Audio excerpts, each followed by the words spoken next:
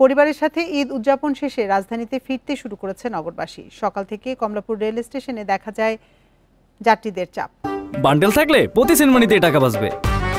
বিকাশ send money bundle কিনে জিতুন প্রতি লেনদেনে। দুর্ভোগ এড়াতে আগেভাগেই ফেরার কথা জানিয়েছেন অনেকে। কমলাপুর রেল স্টেশন ম্যানেজার জানান, লম্বা ছুটি থাকায় এখন পর্যন্ত কোনো ভোগান্তি নেই।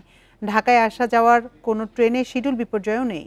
তবে নিষেধ করার পরও অনেকে ছাদে ভ্রমণ করছে। এ নিয়ে কাজ করছে কর্তৃপক্ষ। একই অবস্থা বাস টার্মিনালগুলোতেও। সড়কে কিছুটা যান ও মানুষের চলাচল বাড়লেও যাত্রীদের তেমন চাপ নেই। যাত্রীরা জানান, ফিরতি পথে কোনো সমস্যা হয়নি।